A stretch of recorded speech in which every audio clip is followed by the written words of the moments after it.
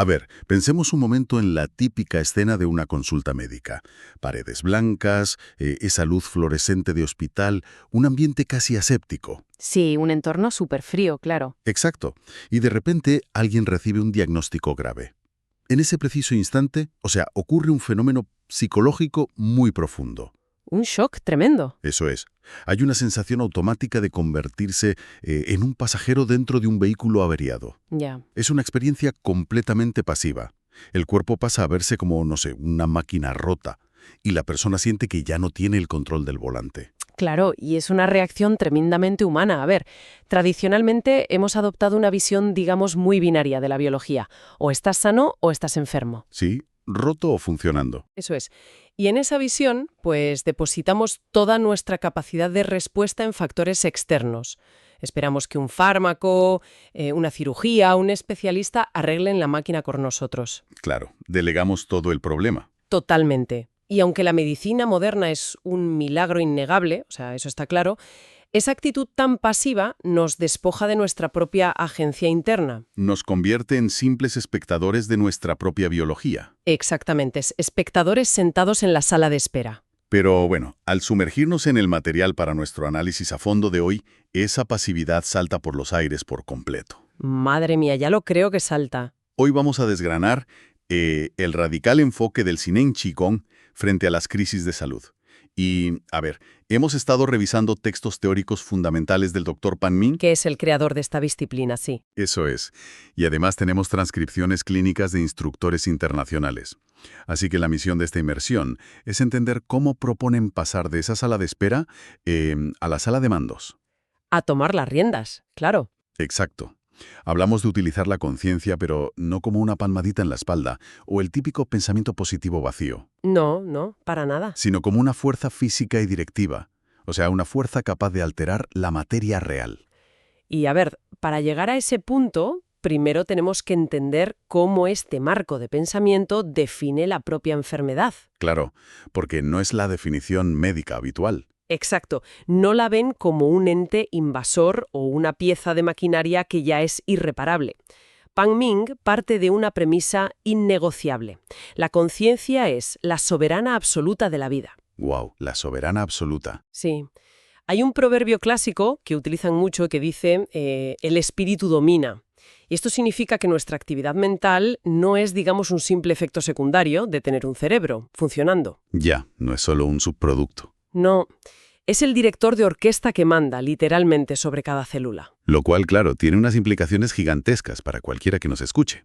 Según estos textos, una mente verdaderamente estable y enfocada podría revertir una afección crítica. Totalmente. Pero en la otra cara de la moneda, un pánico descontrolado, un susto tremendo, puede hacer que algo fisiológicamente menor se vuelva letal. Eso es muy fuerte, sí. Porque claro, la conciencia le está dando la orden al cuerpo de colapsar, ¿no? Exactamente. Y esto nos introduce al principio de la reversibilidad de la enfermedad. Si conectamos esto con el panorama general de su filosofía, te das cuenta de que toda materia en el universo está compuesta de Junyo Chi. Junyo Chi, vale. Sí, que podemos entender como una energía primordial, la materia prima de la realidad. El cuerpo físico es solo ese chi condensado. Vale, o sea que somos básicamente bloques de esa misma energía. Exacto. Por tanto, cualquier patología, por grave que sea, es simplemente una acumulación desordenada o mutada de este chi. Ya. Y supongo que si se ha podido desordenar, pues se puede volver a ordenar. Esa es la clave, claro. La enfermedad no es una condena estática en piedra. La materia está en un ciclo continuo de condensación y disolución. Siempre moviéndose. Eso es, si el chi tiene la capacidad intrínseca de mutar para crear, no sé, un tumor o una inflamación, pues tiene exactamente la misma capacidad física de mutar a la inversa. De deshacer el camino. Exacto. Y disolverse de nuevo en un estado de normalidad. A ver, me gustaría proponer una imagen aquí para ver si estoy entendiendo bien el mecanismo de esto. Venga, a ver. Siento que a menudo tratamos el cuerpo como si fuera el hardware de un ordenador, ¿sabes? Totalmente, como si tuviera piezas mecánicas. Claro, si la tarjeta gráfica se quema o el disco duro se raya, la única solución es abrir la torre, sacar la pieza rota y tirarla a la basura. Es una visión muy mecanicista, sí, muy de taller. Pero lo que plantea el Shinen Qigong es que el cuerpo no es hardware rígido. Se parece más a un software. Ostras, Qué buena comparación. Sí. A ver, la enfermedad sería como un glitch. Un error en el código que hace que el programa pues, se quede atrapado en un bucle perjudicial. Es un código erróneo ejecutándose. Es una analogía fantástica, la verdad, para ilustrar esa fluidez de la biología. Y claro, siguiendo con eso, si es un error de software, la conciencia no es el técnico informático que viene con un destornillador. No, claro que no. La conciencia es el programador. No hace falta extirpar la placa base. O sea, el programador solo necesita teclear el comando correcto, enviarlo al sistema y reescribir el código para que vuelva a funcionar sin errores. Me encanta esa forma de verlo, de verdad. Pero claro, aquí hay un tema. Cualquier programador sabe que al depurar un código muy complejo, el sistema puede hacer cosas un poco raras mientras se reajusta. Ya, los típicos pantallazos o bloqueos. Exacto. Y aquí es donde los instructores de Qigong hacen muchísimo hincapié en lo que llaman reacciones de práctica. Vale, ¿y qué es eso exactamente? Pues mira, cuando ese comando de salud empieza a ejecutarse de verdad y el chi auténtico del cuerpo se fortalece, choca violentamente contra la estructura de la enfermedad para desarmarla. O sea, hay una batalla interna. Totalmente. Y eso, paradójicamente, puede doler. Puede doler mucho, supongo. Muchísimo. Hablamos de, episodios de fiebre muy alta, tos severa, diarreas, o algo que es muy desconcertante. ¿El qué? Lesiones antiguas. Imagínate, huesos que te rompiste hace 20 años, de repente empiezan a palpitar y a doler como el primer día. Ostras. Y claro, cualquiera en su sano juicio pensaría, madre mía, estoy empeorando, esto me está matando. Claro, es el instinto natural. Entonces, ¿cuál es la explicación mecánica de que el cuerpo duela más justo cuando se está curando? Pues mira, pensemos en una extremidad que se ha quedado dormida porque te has sentado encima, por falta de circulación. ¿Vale? La típica pierna dormida. Exacto. Mientras está bloqueada, no sientes nada. Hay como una anestesia patológica. Pero cuando la sangre vuelve a fluir de golpe, Sientes un hormigueo agudo, duele un montón. un dolor quemante, sí. Pues a nivel de chi ocurre exactamente lo mismo. El dolor significa que la función sensorial de los nervios, en áreas que estaban bloqueadas o incluso necrosadas, pues está despertando. Claro, el flujo energético está rompiendo el dique. Eso es, el dolor es la prueba de que hay tráfico en la carretera de nuevo. Vale, me cuadra. No puedes apagar el ordenador a lo bruto. Exacto. Ante una reacción severa, la persona debe mantener una alegría interior absoluta, sabiendo que es simplemente el preludio biológico de la curación. Vale. A ver, entiendo la teoría de ser el programador y de no asustarse con el parpadeo de la pantalla. Sí. Pero aquí me surgió un problema logístico importante, y creo que a mucha gente también. Cuéntame. ¿Cuál es el estado mental exacto que debe tener ese programador cuando es su propia máquina la que está colapsando? Ah, claro. Porque es muy fácil teclear código cuando estás sano y tranquilo en tu silla. Pero cuando tu cuerpo está fallando críticamente, o sea, el instinto básico es el pánico. Es lo más normal del mundo. Esto nos lleva, supongo, a la táctica de supervivencia del practicante frente a una crisis inminente, ¿no? Exactamente. Y aquí es donde la metodología se vuelve, tremendamente radical. Para enfermedades que amenazan la vida, se decreta una conservación de energía llevada al extremo absoluto. Al extremo absoluto, dices. Sí, cada milivoltio de energía vital debe racionarse. Y el concepto central que articula Pan Ming para lograr esto se llama mente muerta, espíritu vivo. Mente muerta, espíritu vivo. A ver, es una frase con mucho impacto, casi poética. Sí, lo es.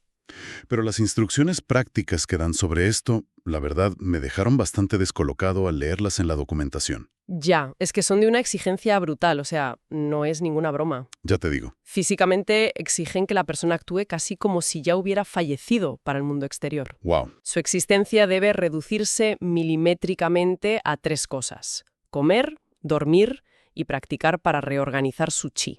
O sea, cero interacción con el resto del mundo. 0. Hay un mandato muy ilustrativo en los textos que dice: incluso si se cae una botella de aceite al suelo delante de ti, no la levantes. ¡Madre mía! La mente cotidiana, o sea, la que paga impuestos, la que se preocupa por la limpieza de la cocina, la que piensa en el mañana, esa mente debe morir. A ver, me vas a perdonar, pero aquí, como persona que lo lee desde nuestra perspectiva occidental, tuve que frenar la lectura y cuestionar esto seriamente. Y es súper lógico, claro. Porque desde fuera, si yo veo a un familiar mirando a la pared, ignorando un vaso roto en el suelo y totalmente desconectado del mundo, Parecería que está fatal. yo pienso que ha entrado en una depresión clínica profunda. O sea, parece apatía pura. Parece que se está rindiendo ante la muerte. Totalmente. Entonces, ¿dónde está la vitalidad en actuar como un vegetal? A ver, ¿cómo puedes socorrer a alguien?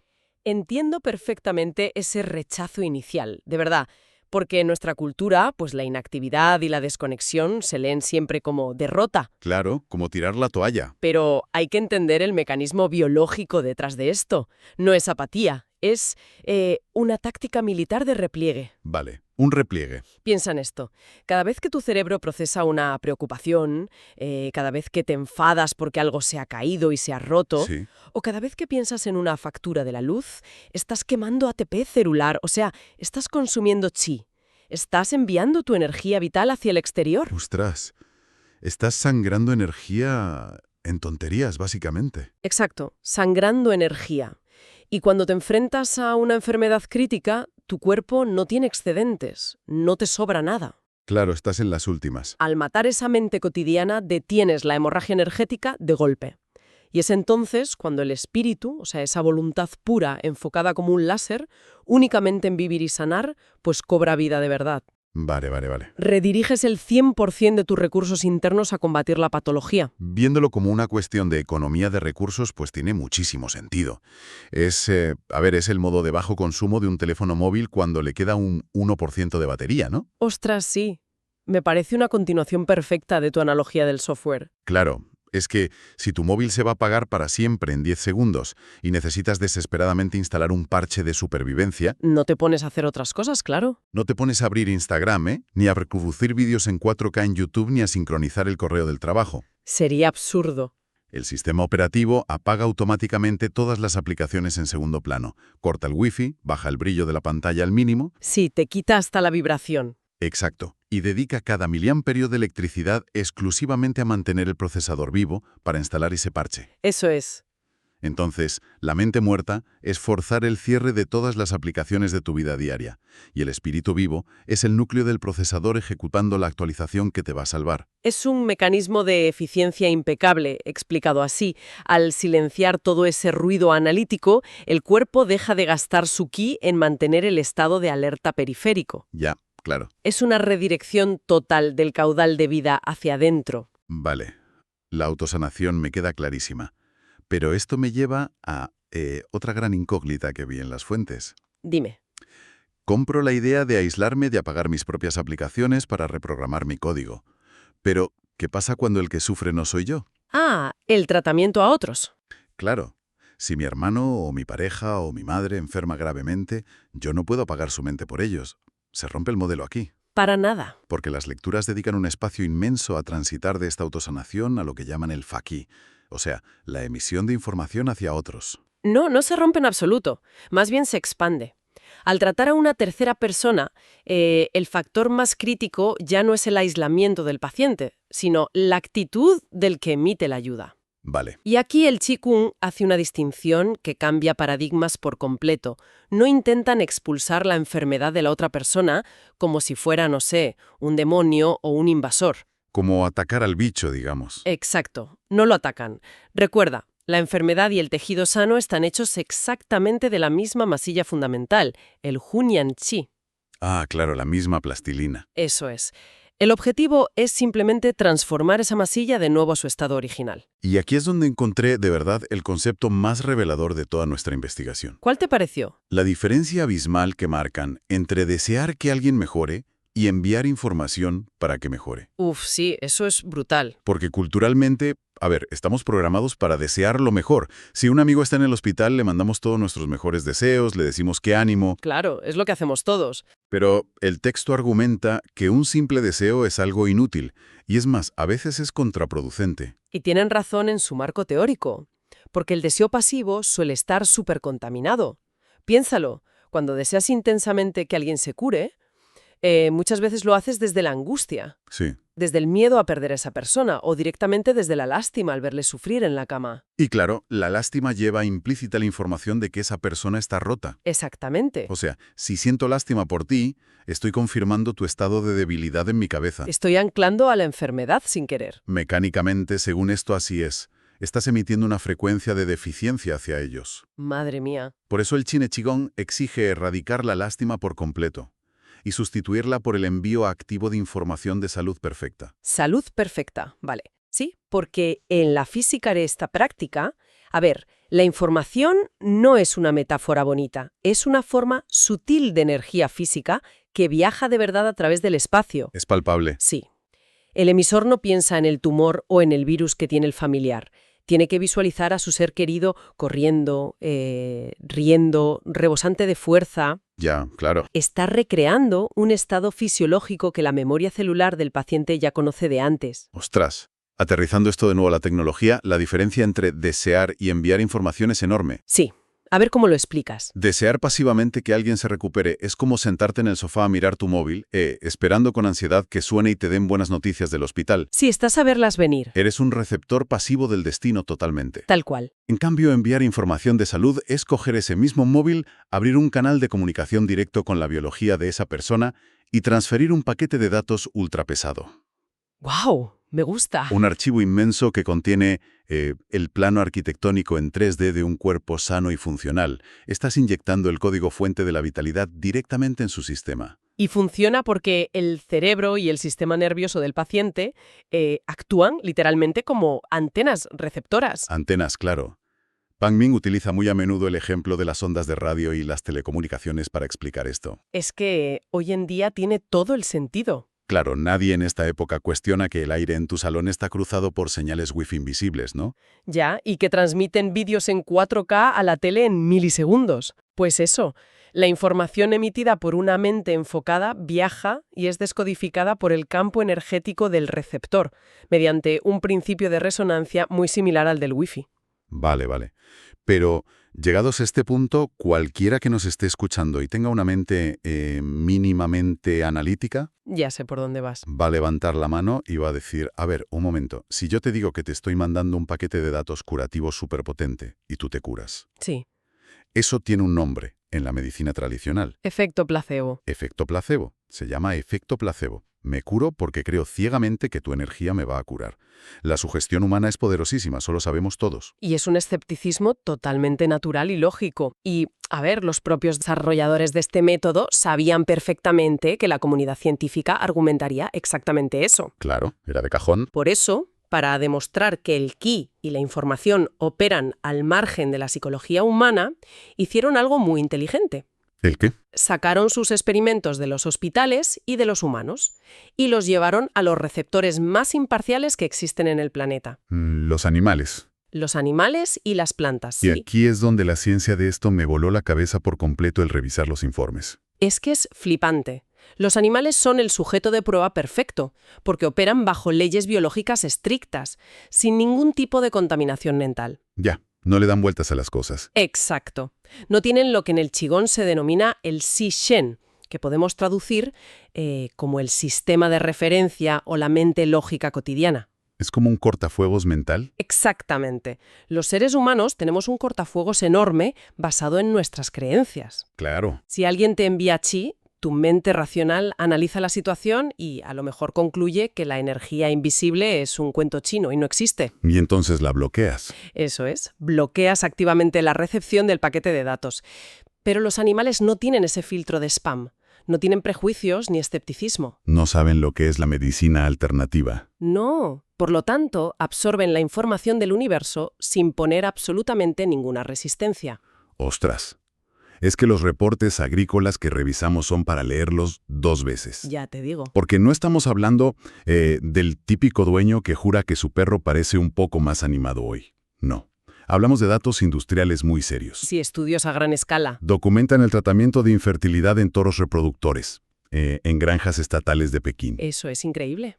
Detallan cómo revirtieron brotes de la enfermedad de Marek, que es un virus letal en pollos, en granjas de Sichuan enteras. Sí, miles de aves. Fracturas de gatos que, según los veterinarios, se soldaron en tiempos que médicamente eran imposibles.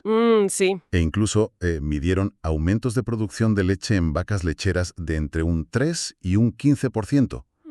Y solo emitiendo el campo de chi sobre los establos, sin cambiar el pienso ni nada. Es que son mediciones volumétricas puras y duras, nada de impresiones subjetivas de a ver si me parece que da más leche. Exacto. Litros contantes y sonantes. Pero si de verdad queremos entender el mecanismo profundo de cómo el chi interactúa con un organismo que no es humano, Sí. tenemos que detenernos en los experimentos con ratones de laboratorio y lo que ellos denominaron el agua de información. Por favor, vamos a desgranar ese experimento, porque para mí esto echa por tierra todo el debate sobre el efecto placebo. O sea, ¿cómo fue el diseño exacto de esa prueba? Pues mira, fue un diseño de doble ciego muy riguroso, estándar científico. Dividieron lotes de ratones idénticos en 2 grupos, ¿Vale? el grupo de control y el grupo experimental. Y a ver, ambos compartían exactamente el mismo entorno, la misma luz, la misma temperatura y la misma comida. Hasta ahí normal. La única variable fue el agua. Al grupo de control le dieron agua corriente del grifo normal y corriente, y al grupo experimental le dieron agua de información. Que, vamos a aclararlo, a nivel químico sigue siendo H2O, ¿verdad? Químicamente idéntica. Si la analizas en un microscopio, es agua normal. La diferencia es que antes de dársela a los ratones, varios instructores se reunieron y emitieron chi e información de nutrición y fortaleza súper intensamente hacia los bebederos del grupo experimental. ¡Wow! El agua, según dicen, alteró su estructura energética, aunque no su composición química. Y los resultados fisiológicos fueron inmediatos en los ratones, claro. Absolutamente. Los ratones que bebieron el agua tratada ganaron peso muchísimo más rápido y con una densidad muscular mayor. ¡Ostras! Y en las fases del estudio donde indujeron pequeñas fracturas para medir la capacidad de regeneración, ¿Sí? el grupo del agua de información sanó los tejidos a una velocidad muy, muy superior. Es que es muy fuerte. Y hay más, incluso en pruebas de resistencia extrema, como medir el tiempo de nado en una piscina antes del agotamiento total, los ratones que tomaron el chi duplicaron e incluso triplicaron la resistencia. A ver, todo eso es fascinante a nivel de reparación de hardware y de fuerza bruta. Pero el detalle de las pruebas de laberinto, para mí eso demuestra algo mucho más profundo. Uy, sí, cuéntalo. Porque leí que cuando privaban de alimento a ambos grupos y los metían en un laberinto para buscar comida, el comportamiento de los 2 grupos divergía por completo. Es que ese es el clímax del experimento total. A ver, un ratón hambriento en un laberinto entra automáticamente en un estado de estrés simpático brutal. Claro, el instinto de supervivencia a tope. Corre desesperado por los pasillos, guiado por la ansiedad. Y los ratones del grupo de control, los del agua normal, hicieron exactamente eso, volverse locos buscando el queso. Pero claro, los ratones que habían estado bebiendo el agua de información Sí. perdieron esa urgencia por completo. No corrían desesperados buscando la comida, deambulaban con calma por el laberinto. Exacto. Y la explicación mecánica que dan es que el chi no solo actuaba como un antiinflamatorio para las fracturas, sino que era nutrición sustancial en sí misma.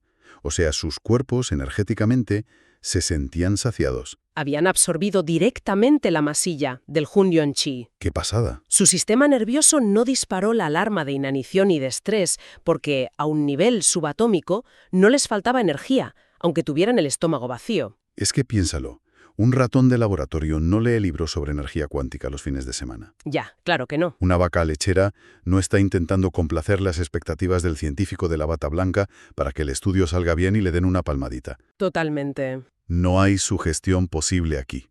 O sea, simplemente reciben el comando de software y su biología obedece. Y ya está. Es alucinante. Esto para mí es la prueba física de que la conciencia opera en una capa de la realidad material que, que trasciende todas nuestras dudas intelectuales. Totalmente de acuerdo. Y, a ver, si extrapolamos esto, nos pone un espejo súper incómodo delante a los humanos. Sí. Si los animales, y oye, esto incluye también a las plantas en otros estudios agrarios, Cierto, las plantas también. si prosperan tan radicalmente al recibir información de salud simplemente porque no oponen resistencia lógica, Imagínate nosotros. claro, Imagina el potencial biológico que tendría un ser humano promedio si fuera verdaderamente capaz de desactivar su propio cortafuegos de dudas. Es que, al final, nos convertimos en nuestro propio cuello de botella. Somos nosotros mismos frenando el proceso. Tal cual. Entonces, a ver, alejándonos un poco para ver la perspectiva general. ¿Qué significa todo esto para quien nos está escuchando hoy en su casa o en el coche? Buena pregunta. Hemos hecho un recorrido denso, pero súper fascinante por todo este material. Arrancamos quitando a la enfermedad su estatus de monstruo invencible o de máquina rota sin arreglo, Sí, para entenderla como lo que realmente es en este marco, o sea, energía desordenada, un simple código reversible. eso es fundamental. Y luego comprendimos por qué a veces duele sanar. Y exploramos, la eficiencia espartana de la táctica de mente muerta y el espíritu vivo. El modo bajo consumo extremo. Exacto. Vimos que apagar las aplicaciones en segundo plano de nuestra mente cotidiana no es rendición ni depresión, sino la forma más extrema de movilizar todos nuestros recursos inmunológicos. Y luego descubrimos cómo ayudar a otros, cambiando ese lamento inútil y esa lástima, que al final no hacen más que anclar al enfermo a su avería. Esa frecuencia deficiente, ¿sí? Cambiando eso por la transferencia activa de paquetes de datos con salud perfecta.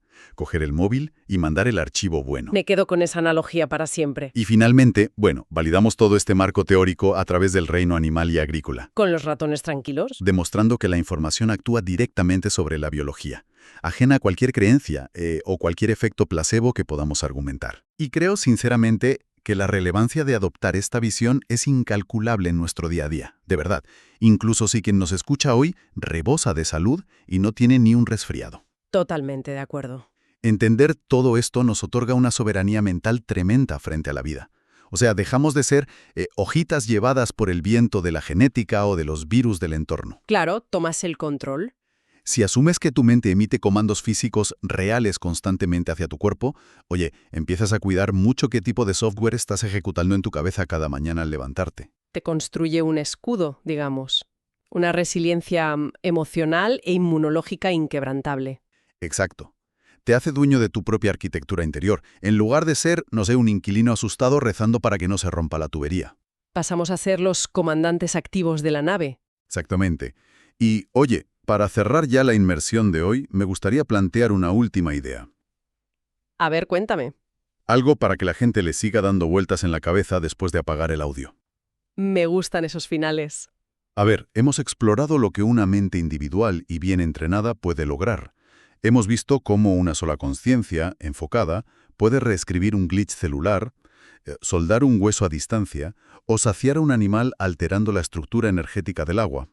Sí, la mente operando como una fuerza mecánica pura y medible en el laboratorio. Así es. Entonces, la pregunta inevitable, y yo creo bastante provocativa, es esta. Dime. Si el rayo láser de la voluntad de una sola persona puede alterar la biología y moldear la materia sólida de esa forma, Ya sé por dónde vas. Ay, madre mía. ¿qué le ocurriría al tejido mismo de este mundo si miles o si millones de personas en todo el planeta consiguieran sincronizar sus cortafuegos? Uf, sería brutal. ¿Qué pasaría con la realidad física si una masa crítica emitiera exactamente el mismo paquete de datos, de paz y de regeneración perfecta, todo el mundo al mismo tiempo? Ostras, claro. O sea, es una actualización de sistema global en la que definitivamente merece la pena pensar un rato hoy.